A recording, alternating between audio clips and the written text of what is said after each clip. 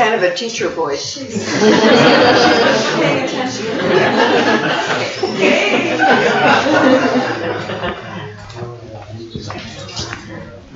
All right, thank you all for coming. I'm Summer, I'm the curator here at the museum. Just a reminder to please turn off or silence your phones before we get started so we don't have any disruptions.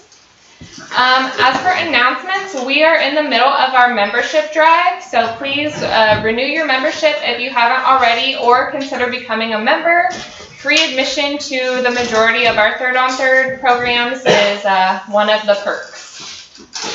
Also, tickets for Holiday Home Tour are still for sale, and they'll be $35 before November 28th, and then afterwards they'll go up to $40, so be sure to get them before the 28th. And Thea is currently recruiting volunteers for her annual summer camp. So if you're interested in working with local school children, be sure to contact her. Her information is at where Phyllis is sitting.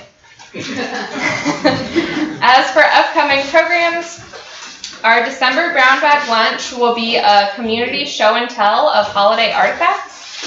So I'm still accepting participants, so if you're interested in sharing something sentimental, something historical, contact me. My card is also in the back.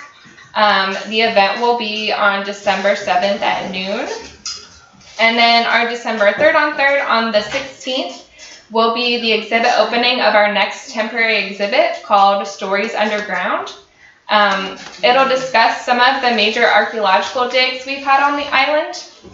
And our lecturer for that is Dr. Keith Ashley, who is an archaeologist at UNF. He's going to be talking about the current excavations he and his students are doing on Big Talbot Island. So that's it for announcements, but tonight we are joined by Bill Marcum. For more than 40 years, Bill has collected data and memorabilia on the Civilian Conservation Corps. In 1983, Bill and his wife hosted the first reunion for enrollees of the Po Valley CCC camp in Coburn, Pennsylvania. Combining stories shared by his grandfather, who was the senior foreman in the Po Valley camp, and the stories shared by attendees, Bill authored The Foreman's Boys, telling the story of the CCC camp in Po Valley. And that's the book that Story and Song is selling in the back tonight. After retiring and relocating to northern Florida, Bill is currently researching for another CCC era book titled The General's Men. So everyone, please welcome Bill Marcum.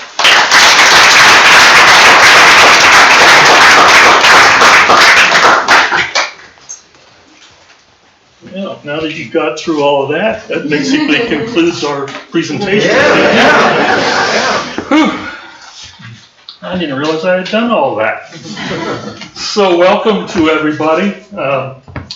I'm first going to tell you that basically I think the CCC, Civilian Conservation Corps, is partially in my blood. I had one grandfather who was a foreman in 2 separate CCC camps. I had another grandfather who helped erect CCC camps. I had 2 uncles who were enrollees in the CCC program. So along the way, my bloodline picked up a little bit about the CCCs. As Summer mentioned, I've put this book together, and it was really kind of easy, even though I had no idea how to write, nor did I know how to type. My grandfather left a box full of treasures when he passed, and in it were textual documents, photographs, blueprints, daily logs, the engineer's log. Anything that was held in the camp when he was there was inside of this box that we found out in his shop. And I asked my mother to hold on to it for me, and she did, fortunately. And a few years later, she reminded me that she had held on to this box that I needed to get out of her house and put it in mine. And that kind of kicked me off to wanting to know a little bit more about what was in this box. And of course, I told you what I had found, but it allowed me to basically develop a book somewhat easily because all I had to do was assemble it and put it in a little bit of an order and tell the story of one particular CCC camp. located in central Pennsylvania where I grew up. Basically, you could interchange the name of the location almost with any place in the States. It could have been a CCC camp in Fernandina or a CCC camp in any town, USA, and they're pretty much going to look the same, they're going to operate the same and be the same, it's only the names were going to change. So the book provides a chronology of one camp from the day it started through its entire life till the day they packed up and moved out, with all the details that go to it. So I could stand up here for about 3.5 days and tell you about that, but I'm going to try to condense everything into a short period of time here this evening and tell you about this place in Pennsylvania, which you're like, okay, so this guy got here and he's going to tell me about Pennsylvania, and I could care less. Because how many of us are from this region? I'm native of Pennsylvania. Native of Pennsylvania. Save me, please, whenever I need it. Relocated here from wherever. I would be one of those people. I'll continue the hand raising. Anybody here that had family in a CCC camp? Okay. Anybody here that had family in Fernandina CCC camp? I might be in trouble later on. I have some things to share with you. Actually, I have a lot to share with us, hopefully, when I get to that point. And I'm going to ask Summer to shut me down whenever I get too far into Po Valley, Pennsylvania, and talk specifically about Fernandina. I moved here permanently 1 year and 4 months ago. Is that right, Caprice? My realtor is here. I was like, wonderful. My wife and I came down here for many years. We were the proverbial come south whenever I could and go back north, and then we eventually relocated here permanently. So that's how I got to be here. That leads me to wanting to know more about the Fernandina camp because I'm geographically right here. I have some information that I'm going to share with us this evening, and I'm hoping that some folks here might be able to point me to locations where I will find more. One of the specific things that I will be wanting to find are photographs. I cannot find one photograph other than what is in a pictorial, they call them pictorial guides that they created in 1940 for every camp in the country. So there's a brief history of the camp and a few photos, but that is all I've been able to find from the photographic side of it. In the archives, we could be able to find out everybody that was in the camp if we had enough money. I don't have enough money. So quickly back to the books part and getting it started. In 1983, after reading through all this collective stuff that I found in my grandfather's trunk, I wanted to know more about who the people were that were in that camp with my grandpa.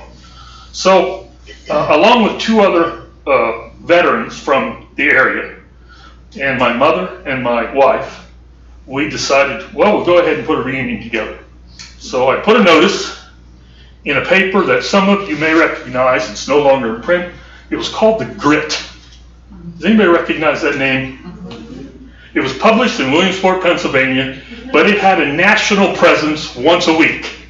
I put a little notice in this paper that I was thinking about having a reunion, and if there were people out there reading this paper and you had any knowledge of Po Valley CCC camp, I would like to be contacted. I made one serious error. I gave them my phone number to call. It started at 6 o'clock on Sunday morning, and for 3 days it pretty much didn't stop. My first reunion held in Po Valley, I had more than 150 people, and I was expecting 25, and they came from all over the country. Texas, Nevada, Ohio, Tennessee. I was completely out of my element. I didn't even know what to do with all these people. But But nonetheless, we figured it out, and it succeeded for the next 17 years annually. And then it died off, so to speak. A lot of the veterans, they passed, and I grew in my business, and I didn't have reunions annually for a period of time, and then some folks got a hold of me and said, hey Bill, let's kick this back up in gear again. And so 11 years ago, we kicked it back up in gear again, and it's now running annually, but it's for the extended family, because basically these veterans are no longer with us. Today, if they were legitimately enrolled by their age, you would be 99 years old, and to have been in the camps at the very end. So think about World War II veterans that we have very few of. We have way fewer veterans of the CCCs. So I'm going to try to tell you a little bit more about it here.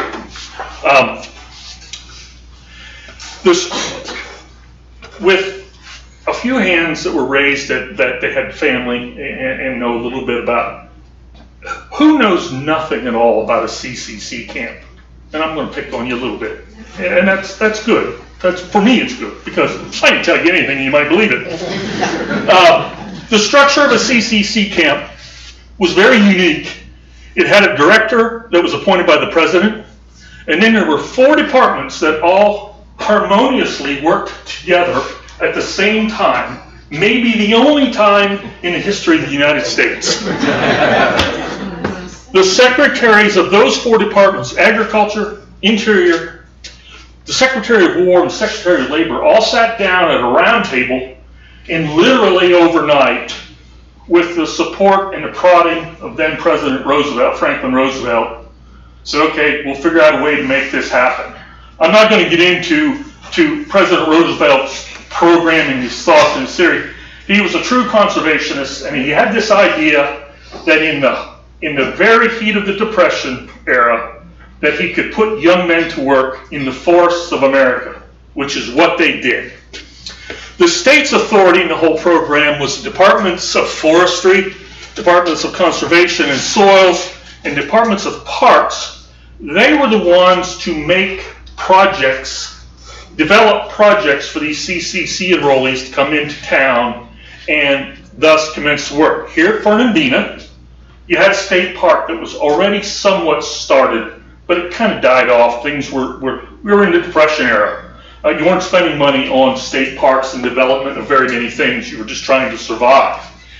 But these CCC boys in these camps came in, and they would do specific focus projects, forestry management, soil conservation. They built a lot of earthen dams around the country. Here in Fernandina, they cleaned up and created and helped finalize the development of Fort Clinch. At the county level, it was the Public Welfare's Office was responsible to enroll these young guys who were looking for work.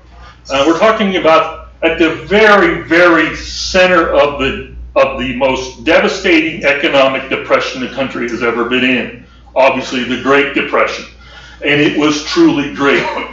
People didn't have jobs. What few jobs were available, the fathers had. Their sons, particularly this age group, 17 to 25, they were listless. They were out wandering the streets, wandering the country. They couldn't find jobs. They could find a job for a day here, a job for a day there, but any kind of consistency it evaded them altogether.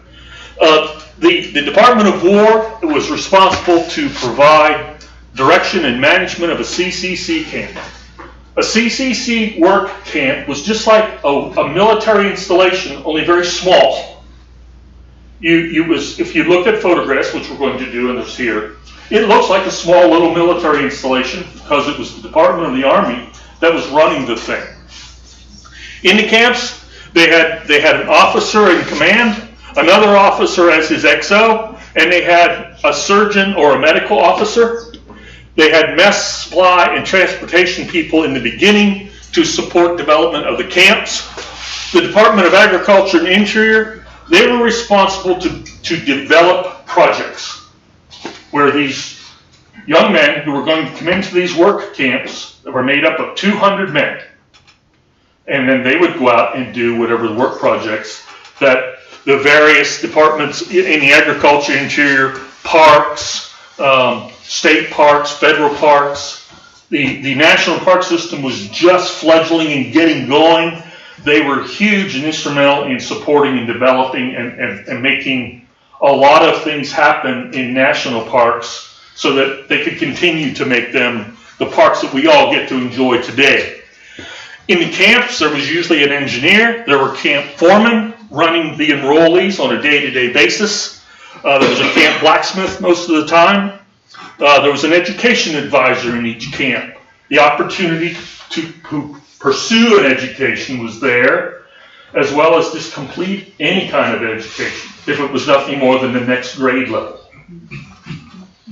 Department of Labor was responsible to enroll these young men into the programs. All men.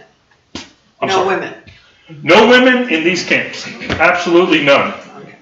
However, there was a program that Eleanor tried to get going, and they kind of got the nickname of she camps after the CCC camps, but there were about 45 of them in the country, but it just didn't stick. These enrollees were in 4 types of camps. There was white camps, black camps. We were a segregated country by through and through. There were Indian camps, and there were veterans of World War I camps. So you were an enrollee of one of those 4 types of camps. In the very beginning of the program, they generally kept young men within their own state, but as far away from home as they could. Yeah. The yearn to be homesick real fast would come, and the thought was if the enrollee is within walking distance of home, he's going to go home. That changed dramatically over the course of the life of the program. But the program was a work camp. You had an opportunity to go into a CCC camp and do a day job and get paid for a whole day's work, the tune of $1. $1 a day. But you got fed, you were housed, you were clothed, you had medical and dental services, you had a recreation hall, and you had free time to do whatever you wanted to do. And spend as much money as you could possibly spend, because you were going to get $5 a month in your pocket. So they got up in the morning, they did some light calisthenics, they had breakfast, and they went to work at 8 o'clock or 7:30, whatever the choice may be, just like most of us in this room have done for most of our lives. You got done at 4:30, you came back into camp, got cleaned up, had dinner, and you were on your own. There were a lot of things that you could do. Recreation was provided by the program, but the whole program was run by the United States Army. So think about civilians living in an operation that is a military-like environment, completely just like a military environment, with a camp commander who is a captain, typically a captain level in the United States Army, or at mostly first lieutenants. But the Army was responsible for all of their health and welfare. Feed them, clothe them, all of those things that I had ticked off before. So after 5, the Army was in command of all these young men until 8 o'clock the next morning. At 8 o'clock the next morning until 5 o'clock, these young men were all under the umbrella of the state, and all of these foremen who were assigned to direct them to perform whatever duties were chosen to be done out of that particular work camp. Who was in charge? It's a simple answer. Anybody that basically wanted to be. The program started day 1 without any kind of organizational book. Nothing, there wasn't a regulations tab all set up. Anybody who's been in the Army? 1, 2, 3, okay. Well, that's not a whole lot of us, but or any other military branch. Okay, now, regulations. In the military, there is a regulation for everything. There's a regulation on what you're going to eat, how you're going to eat it, where you're going to eat it, what you're going to wear when you go there to eat it. There is a regulation for every last little thing. The CCC program was a whirlwind. It was decided that we're going to make this thing happen. We're going to take and put 250,000 enrollees in work camps, and we've decided to do this on April 1st, and we've decided that we're going to make it happen by July 1st, 3 months later. The United States Army made it happen. How? I'm not really sure. No, I know how, but that's for another whole time. But who answered to who? The director reported to the president. The federal personnel, they were on their own plane line. The state personnel were the same ones. The state personnel, they answered to their own in-state directors. Now, they would answer to federal personnel who were guiding the program in that particular area, but basically feds to feds, state to state. There was some jointure, obviously, in amongst that. Enrollees answered to everyone. If an Army commander at the camp said, come see me, you had to go see him, for whatever the reason may be. If the foreman said, I want you to go over there and chop down 20 trees, you're going to go over there and chop down 20 trees. If anybody else that was in any type of an authoritative position in a work camp, an enrollee responded to them and had a report to them and follow through with what was asked of them.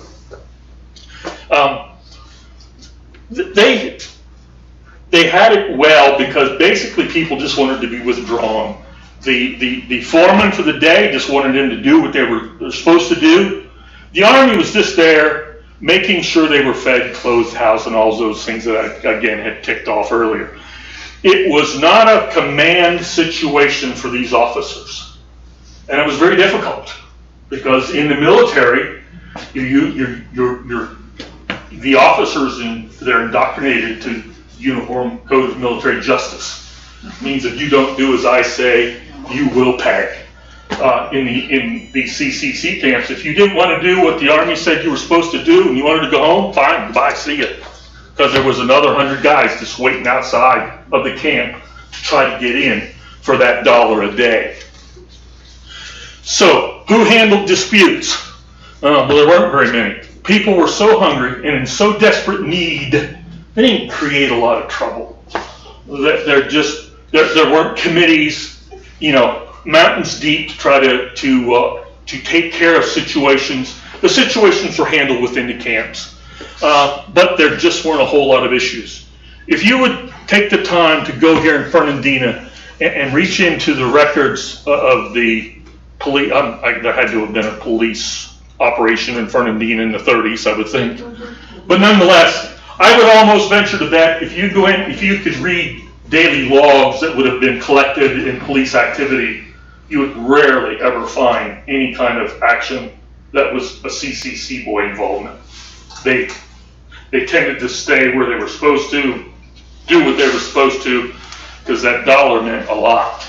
And the reason that $1 meant a lot was because of that $1 a day, they're going to get $30 for the month. They got paid for Saturday and Sunday and didn't have to do anything.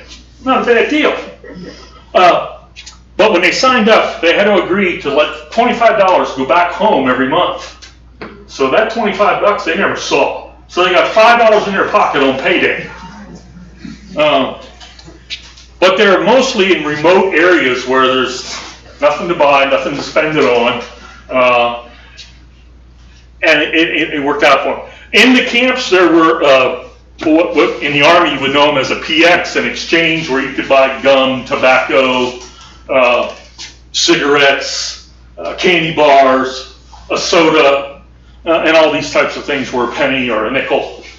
And there were camp exchange booklets made up for these guys where if they couldn't control themselves with that $5 jingling in their pocket, they could buy these camp booklets and then take out a 5-cent stamp, get a candy bar, kind kind of as the military has always done.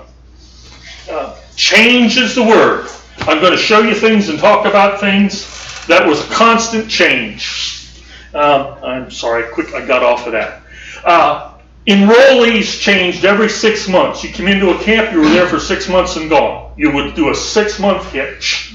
That's all the longer you were there. It did change as time came along where you could re-enroll, but in the beginning it was 6 months. Military commanders the same way. They were in for 6 months and out. In the beginning, everybody lived in tents. Then they got swapped out for hard structures. Work projects changed all the time. Clothing changed. In the beginning, they were in surplus military uniforms. They eventually had their own uniform. Lanterns got changed out for electricity. Recreation changed all the time. Education programs changed constantly. But the one thing that didn't change throughout the entire 8-year and 11-month program was that $1 a day. In July of 1933, they got $1 a day. In July of 1942, they got $1 a day. In the beginning, this is what a CCC camp would look like. It was a tent build. You can see some roof lines of hard structures that are developed already. And what do we think might have been the first building that they wanted to build in a CCC camp? Bathroom? Close. Close, but there's other places you can go to the bathroom. I heard it. Mess hall. You like to eat. Mess hall was typically the first building built in a CCC camp. And that long building that you can see kind of in the right center of the photograph is the mess hall of the camp where my grandfather was. This is an aerial view of the camp. I'm going to kind of go through these photographs quickly. They tell their own story, really. I was hoping that a cousin of mine might show up here this evening. This is a CCC camp in Rose Hill, Virginia, where we're going to talk about that here in a little while later. They're the officers that ran the camp, along with the education advisor on the left-hand side. This would be a typical photograph. Just put sand there instead of trees, and you're in Fernandina. This is a group of the foremen that were typically in a camp. Anywhere, there were 6 to 8 of them. Usually there was a senior foreman and a junior foreman. And we're going to talk here in a short bit about monies. They got a little better than $1 a day. But I do have to ask this question.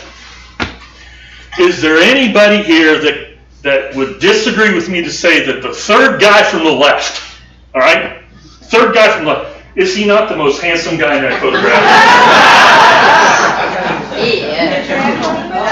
That would be Sumner Frankenberger, my grandfather.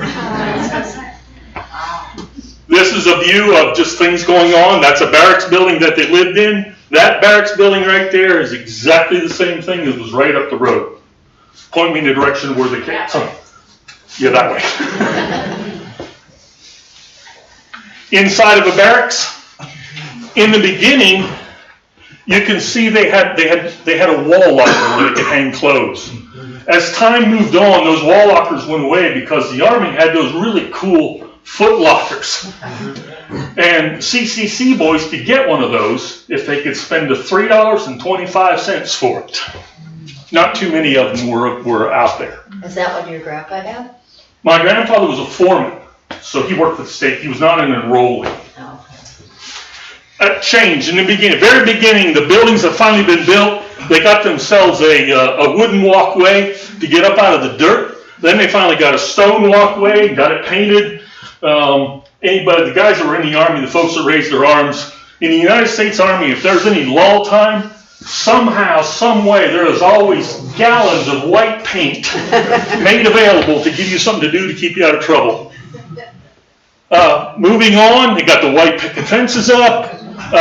The building in top center, you'll notice it was not there in that photo. It shows up, that was the education building that was built in Po Valley. It got built in 1937. As I talked about the education opportunities, eventually it got a little more rigid and it had its own dedicated structure for teaching mostly OJT types of things, more of the technical sides than others. But that was most camps had some type of a gate topper that they like to show off. Change. Here is one typical environment. It would have happened here in Fernandina, would have happened in Idaho, would have happened in Pennsylvania. The guys are lined up for the evening meal. And in the very beginning, they had mess kits. They're just like being in the Army, except carrying a rifle. They swap that out for a shovel or a pick or an axe. But the one thing the Army would in most cases do was require that they came in at the end of the workday, got cleaned up, got dressed into their uniform to go have the evening meal. Nice. Now, it wasn't every camp, but by and large, that was one of the things that was done. Change quickly comes along. This is the mess hall as it was for those guys getting ready to come in. And here you can see pretty much an easy change. And what is it? Dishes. Dishes. You got it. They swapped out those mess kits, and they actually had Chinaware. However, now there was KP duty involved. But here they're getting that nourishment out in the field. When they went out into their work sites, if they were a few miles from early on, they would set up projects where they would work and walk to work, walk home. Uphill both ways, maybe, I don't know. But in the very beginning, trucks were not readily available. But everybody had 2 feet and a pair of legs. You could get back and forth. Here they're just loaded up to go to a work project, and you can see that here they are stacked in the back of these. These are actually dump trucks that are there now. But we couldn't get away with something like that today. You can't even have somebody in the back of a pickup truck. But yes, there were accidents. Yes, there were dangers. But it was 1933. It wasn't 2020, where we are regulated beyond belief in some cases. And again, that handsome guy second from the left, I know him. Here they are in one of their work projects. In Pennsylvania, we had a lot of trees, and pine trees specifically, and they had called white blister rust. These were gooseberry crews. These gooseberry bushes grew around and when they would die off in the fall, these berries would dry up and they would emit a powder. And it was white blister rust, and it would attack white pines. So these guys were going out day in and day out, cutting out gooseberry bushes all over the northeastern part of the country, principally along the northeastern part of the country and in the northwestern part of our country. Here they're loading up trucks to go put shale and do road work. What do you see missing? Bingo. There isn't one piece of equipment there to help them out do anything. Pick and shovel. Load the truck, go dump it, bring it back. Load the truck, go dump it. $1 a day. If there was an issue, they would get transported if there happened to have been an accident. These ambulances were made available in almost every camp. Sometimes an ambulance would share a camp because of proximity and fund availability. Recreation, you can figure out what the recreation was going to happen there at that time. A lot of times the recreation swapped out and changed with camp commanders. If you had an Army captain come in who was an avid baseball guy, guess what the recreation was going to be that 6-month period? If he was an avid boxer, you know what was going to happen. Each camp had these education programs that I had mentioned earlier, and one of the things that they would do is they would try to have these guys write a monthly newsletter, and it would be anywhere from 12 to 15, 18 pages, and it was a means to get all the guys in the camp to try to contribute They would assign an editor for it, contributing editors.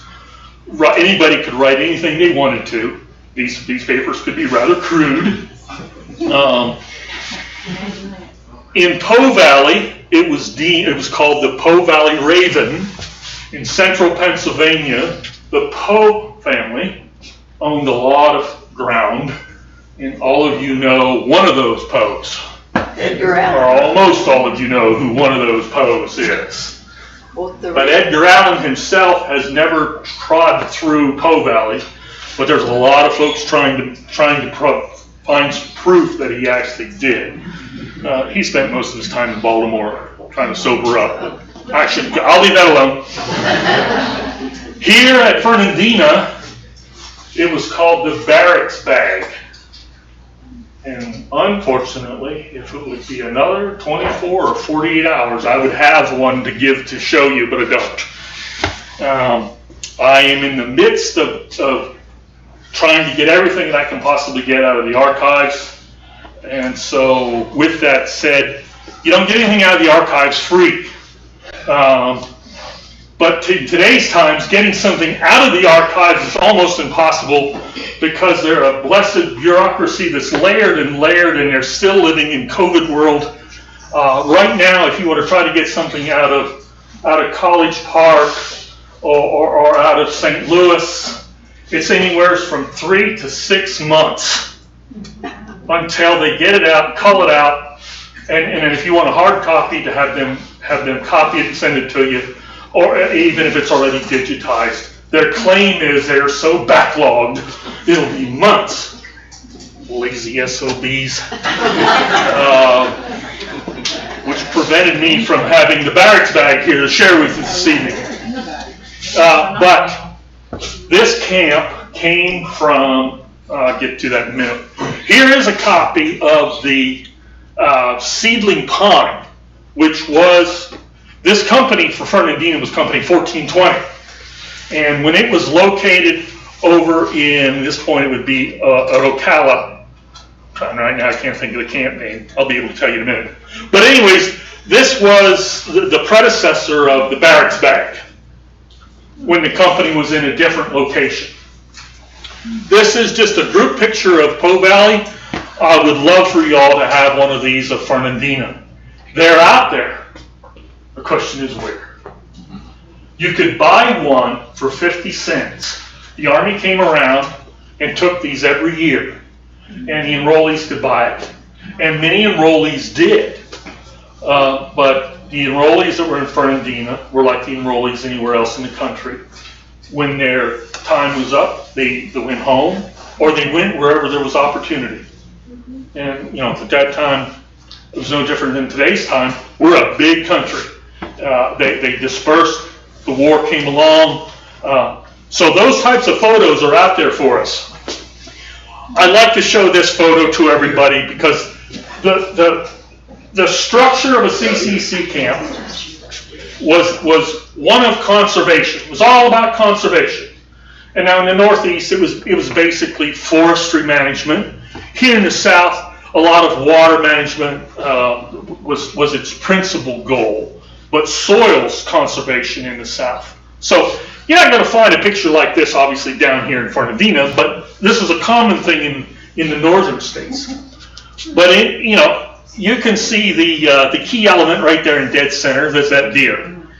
Now, anybody who has anything to do with conservation knows that you do what with critters? Leave them alone. They put out all kinds of verbiage, guys, from capturing deer, capturing bear, capturing anything else, and making it a camp mascot. So the people that were in charge are responsible to see that the enrollees kind of follow this. The people that are in charge. All right, let's see. Dead center, right behind the deer, is the camp superintendent. To the right of him, with the patch on his left sleeve, is a camp foreman. The guy standing tall to the upper left is a camp foreman. The guy standing in the back left with the dark hat on is the camp blacksmith. The guy to the left kneeling with the patch on his right arm He is a squad leader in the barracks, so apparently they didn't get the memo. Here at Po Valley, this was what would be happening next. They built an earthen dam that was 660 feet long. It had a 60-foot wide spillway. And this is how they constructed it with pick and shovel. They did get a little bit of equipment along the way. This is a gas-powered cement mixer. Then the big piece showed up, the steam shovel. Now you would think, great, they finally got this big piece of equipment, and yes, it could load a dump truck and 2 scoops if they could get the blessed thing running. My grandfather swore about that thing more than he did anything. He was a pretty good mechanic, and one day ran, and the next 3 days they were fixing it because it was broken down. But this is just a photo of these guys. You see this guy's got a 10-pound hammer right there. And I literally mean for 8 hours a day, he is making small rocks out of big rocks for $1 a day. With a happy face. Here's a stone wall. This is the spillway of this dam that they built up there. Fire tower right here. You could drive right up 17, 5 mile out of town. You're going to see that exact same structure standing. Somebody help me out. It's a U.S. Forest Station, right? Is it a U? Okay, thank you. I drive by it quite a bit, but I haven't stopped.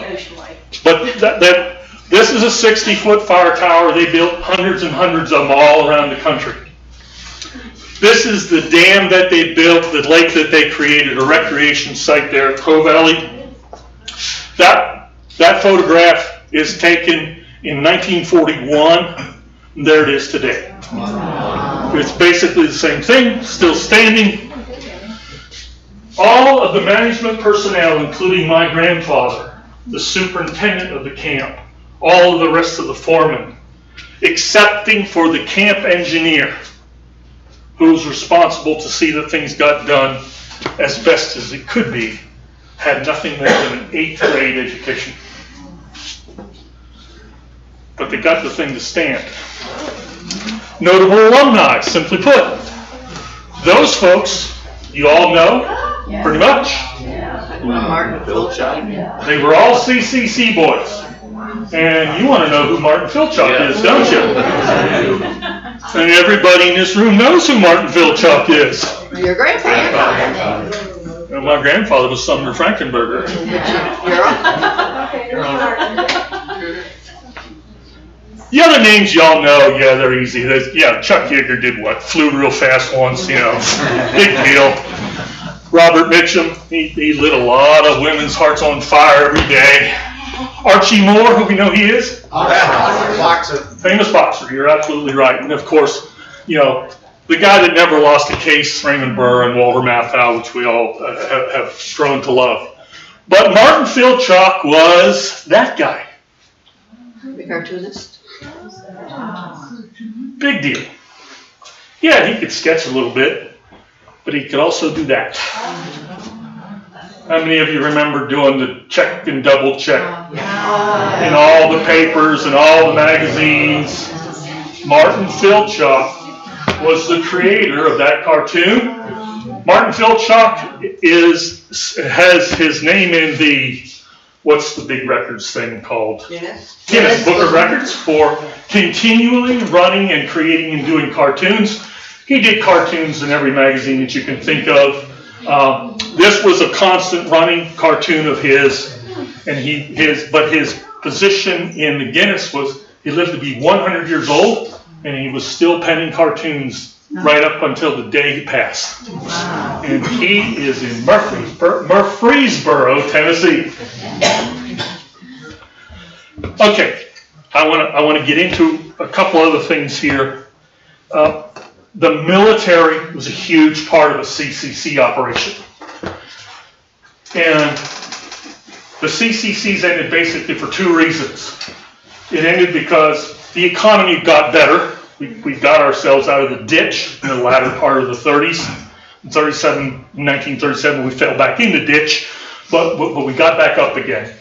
The war was coming along on the horizon. everybody knew we were going to get there, and sadly, the world did.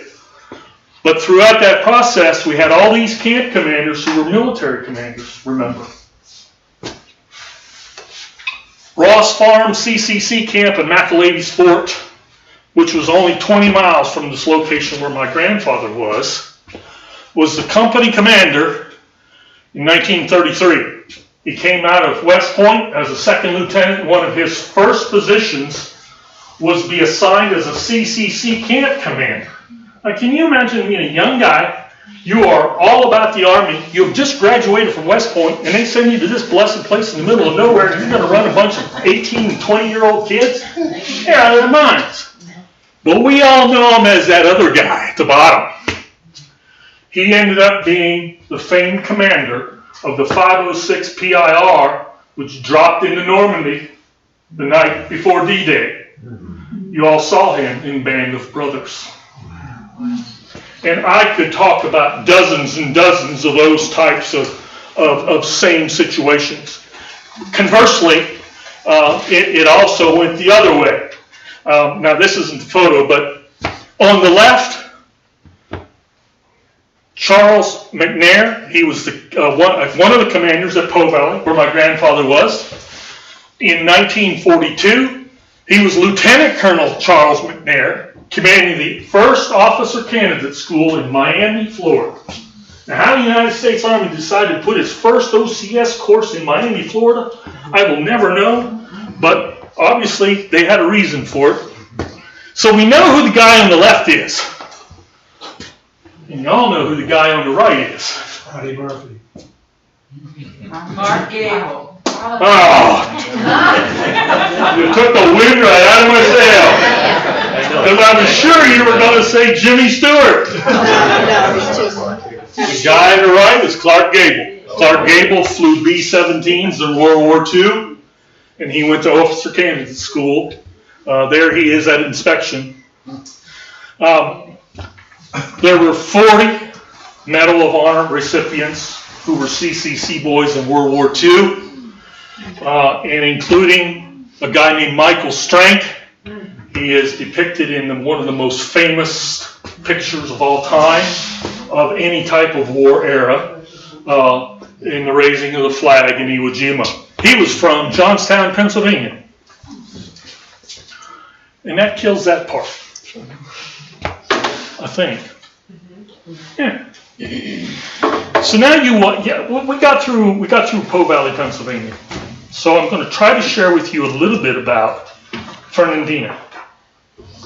Does anybody have any specific questions about what you've seen so far? Yes?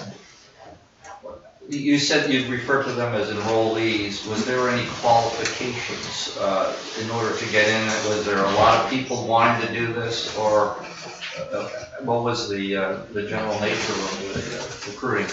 Thank you. Did everybody hear the question? The answer was quite simple. If you were of sound mind, but your body wasn't all that great because you hadn't been eating very well for a long time, and you were between 17 and 25 years old, you had a very good chance of getting in. But the lines were very deep in 1933 to get into the program when it was opened up. And the principal thing that happened was these young men their families had to sign on to county relief rolls. 1933, folks. The stigma of being on the dole was very, very difficult. But moms and dads were so desperate to give their child an opportunity to be able to eat 3 squares a day. And that's basically what it was all about. It was about having a job, a continuous running job for at least 6 months. You were going to be well fed, you were going to have a roof over your head, you were going to have a good pair of shoes on your feet, you're going to have pretty decent clothing to wear. Hopefully that answers your question. Yes? Were there camps throughout the country? There were 3,800 rounding that off, coast to coast, including our then held lands of Puerto Rico and Alaska. Yes, they were everywhere. Which, any other questions for the moment? Yes? Yeah, were the 6-month sessions, were they coordinated? You know, were they the same nationally, or were they? Everywhere was the same. It was a 6-month hitch.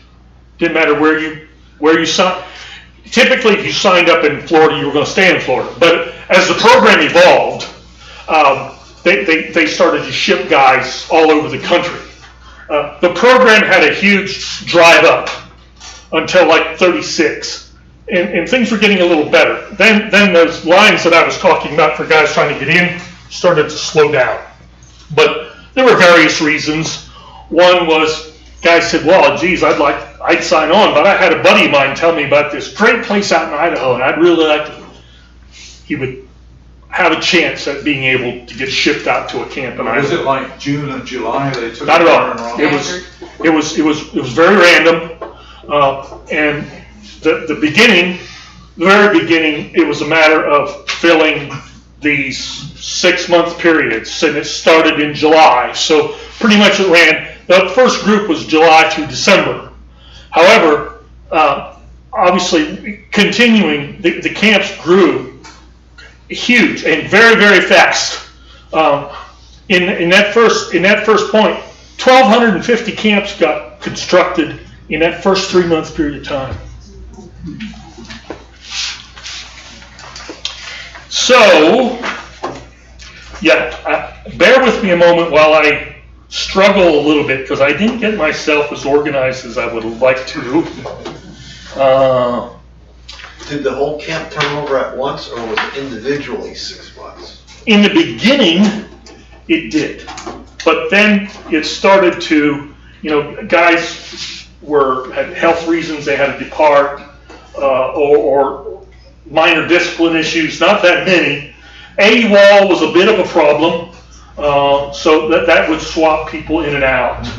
But as the program grew, a lot of reasons came along for men to depart out of a camp, and they had to fill the slot again with somebody. But somebody asked about, asked about how did the camps get started?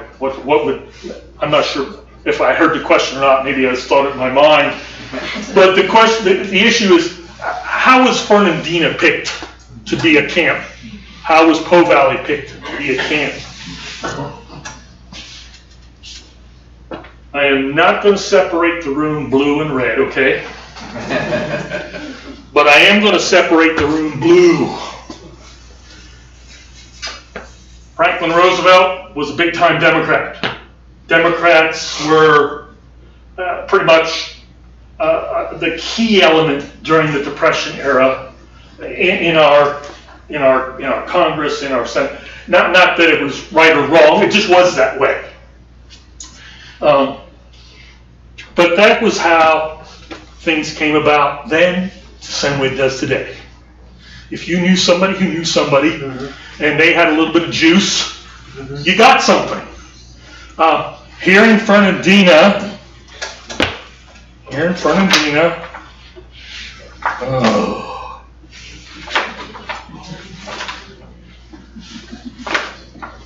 somebody ask me a question, please. So did most guys just serve 6 months and then they were done and never to return again? Correct. In the beginning. I have a question, sir. Yes. The concept originally began with Roosevelt. Yes. He came up with it himself and introduced it. And Yes. his people. Franklin Roosevelt was a conservationist before his time. He had already developed similar programs in New York. He had a cousin who was quite a famed conservationist, Theodore, who, they hung out with the likes of John Muir, and who was our first chief forester, Gifford Pinchot. And so Franklin had this this thought and vision about conservation. It was desperately needed in our country. We had swarmed through this country and just literally cut down every tree that we could, of any kind of lumber value. The soils had been very, very poorly managed. So conservation was a desperate, definitive need. And he's the one who really, truly had the vision of making it happen. Now, others had already started it. California had a conservation program with small camps in the late 20s. But Roosevelt himself is the one that said, I'm going to put tens of thousands of young men out there to work. At any rate, I've lost the sheet. Point is, the congressional representative for your region here in Fernandina in 1935 had written a letter to I stand corrected.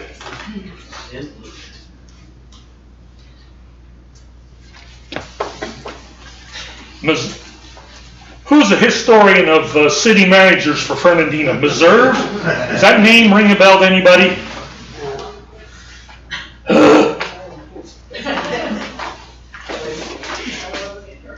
The city manager here had solicited the local congressional representatives. His name was Green. And I had it here, but I can't put my fingers on it. Like everywhere in the country, everybody was soliciting to their congressman because they wanted a CCC camp in their region because they brought a lot of economic value. Because when a CCC camp moved in, you had 200 people, you had to feed them. They needed gasoline, they needed generators, they needed a whole bunch of stuff to run these work camps that were going to be purchased locally. All the food services, eggs, milk, all the dairy, all of that, and it was a boost to the economy in an immediate area. And once people started to learn that these guys weren't a bunch of crooks, they weren't all, hoodlums from the city who were going to come and rape, pillage, and plunder the entire town, they said, this is a pretty good idea, I want one too. And that's pretty much how things just got mushroomed and blossomed out very fast. The other issue that I wanted to share with you, there's several things this I can do correctly, I think. And that is,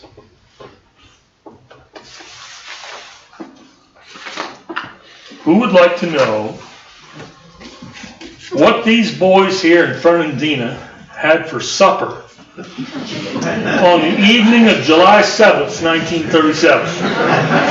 Tell me. I'll ask that question.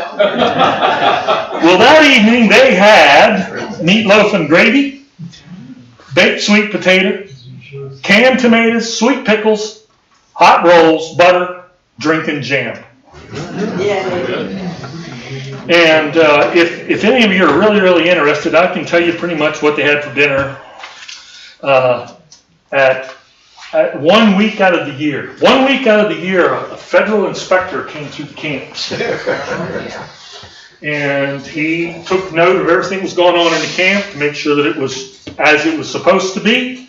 He was just like an inspector general in the Army, making sure that whatever equipment was supposed to be there was there and operating. And he would write down the menu of each camp and what they were eating. And of course, for those that have been in the military and in the Army, particularly when you knew the IG was coming to town, everything got ship-shape. A week before he'd come to town, everybody would have been canned. But it was a way of trying to keep order and make sure that things were the way they were supposed to be. So those menus are what I'm able to pull out. But I do want to find, it'll take me a moment, but we will, and that's because, oh, God bless his face. Here we go. The camp superintendent in Fernandina was a guy by the name of Martin Green.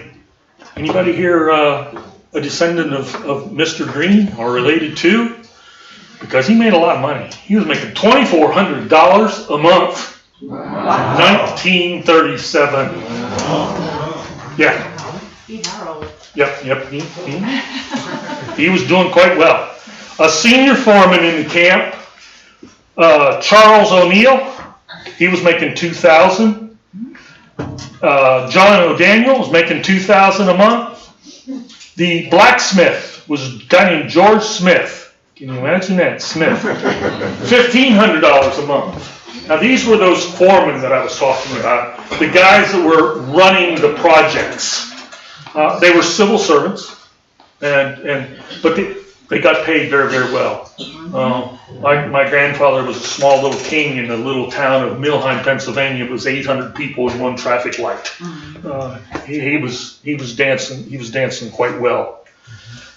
Those types of things. I can share a lot of what was going on here in Fernandina, and I know you'd like to know a lot more, but I don't have the time to share it all as I want to. But I do intend to try to do this. If I can get some volunteers, which won't happen, but I'd ask anyways, I would like to try to put something together for Fernandina. I live here now. Not as massed as what I've put together for Po Valley, because I doubt if we could ever gather all of that information. The book that I have written, I'm very proud of it in that it tells the story of a CCC camp and how it functioned, the good and the bad, the things that made people happy, the things that made them unhappy. But the one thing that I was able to collect and put together, because of all the information that my grandfather had left, and then I accrued some more, what was the names of the enrollees in the camp. Now, plus or minus in the CCC camp, 25 to 2,800 guys rolled through that camp in its almost 9-year existence. But having the names of those people is, because there aren't rosters, you can't go online and say, I'd like to know who was in the Fernandina camp in 1939. It just doesn't exist that way. But these newsletters that the camps would put out, there were rosters in those a lot of times. One of the things they did was they would create a Christmas card and a Thanksgiving card every year, and they would typically put all the names of all the people that were in the camp at that time. So I was able to collect all of those. So what I think what I'm the most proud of is that in that book, I have roughly 70% of the names of the men who went through that particular camp. Now, here in Fernandina, Fernandina didn't start until 1937. So it doesn't have that it won't have that many guys that came through it. But still being able to collect it and find it. I can get the archives and I can get a lot of information. And if I had plus or minus, maybe $500,000, I could go to St. Louis and I could spend $75 per enrollee's name and get them all out of there. But I don't even have gas money right now to get to St. Louis. So I need you to buy this blessed book so I have that gas money. All right, I know that I need to hush up, but I got to say a couple more things. I'll stand here and talk as long as you want me to, or I know you all have a lot of things to do, and you have them to do, please go. If you haven't figured it out, it's kind of a thing for me. I do want to share a couple other things that are up front here. There's a nice camp photo of Po Valley. There's a nice camp photo here of that TVA camp in Rose Hill that then went to Murfreesboro, Tennessee, which happened to be just a coincidence that was where Martin Filchock was from. But here's a pennant that guys could buy in the camp, take home, send home to mom if you had 15 cents.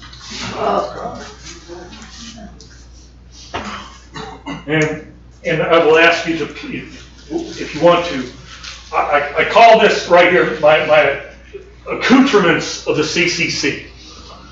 The CCC was run by the military. The CCC boys, they saw these Army commanders in their uniforms, polished brass, and they liked all that stuff. So they emulated it a lot. They had buttons, they had jewelry they could buy, hat pins, they had tie tacks, rings, and various other jewelry pieces. But all the pieces that are here, that are in this case, in the 30s era of a CCC camp, the most expensive item in there. Okay, I'm going to take this. I'm going to do it different. I got 3 rings, sterling silver rings. One has a nice little black onyx center. There's a tie tack. There's a hat pin. There's just a jewel pin with the company number on it. There are other just brass CCC. It just says CCC. You could put it on your collar. There are other collar pins here the same way, and a belt buckle. What do you think was the most expensive item that's in that case? The belt buckle. $3.75. Everything else was less. But there aren't a lot of them floating around because guys didn't have $3.75. Or even you could buy the ring for $2. And in those newspapers that I was talking about earlier, all of those types of things were for sale. And the jewelers of the country said, okay, well, the Army guys are buying stuff up for their accoutrements. Let's get into the game. So they got into the CCC game. And they would hire an enrollee in the camp to be their salesman for them. And of course, he'd get a piece of the action. But in all those newsletters that I was talking about, in the back is an advertisement section where you could buy anything from a suit of clothes to a parcel of ground down in Coral Gables. I knew I would think of the name of that place. You could buy a piece of ground, a plot of ground in Coral Gables, Florida for $50. All those kinds of, anything that you can possibly imagine. It's just like the newspaper. Well, we don't have newspapers anymore, but in the days of old, when we had newspapers, advertisements sold everything. And in CCC camps, they did the same thing.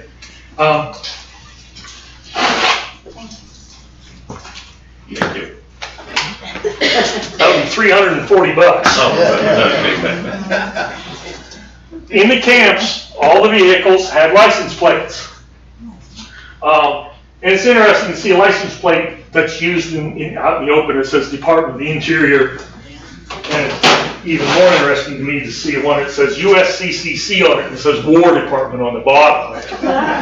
But I handed it to this man because this thing right here, in today's world, there's about 20 license plates would be made out of this. This is not light.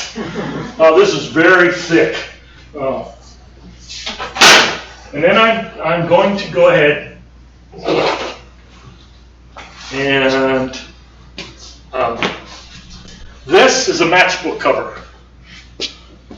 And it is a Poe Valley CCC camp where my grandfather was.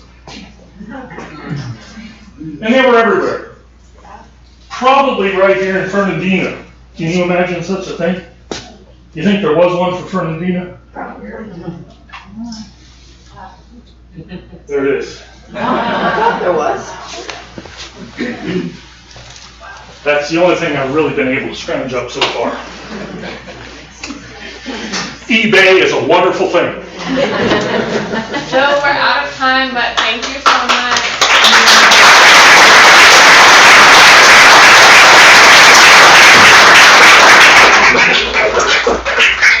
Stick around for a little bit for questions. Absolutely. Questions? Yeah, so thank you all for coming. If you have any additional questions, we'll be sticking around for a little bit. Feel free to look at the stuff at the front.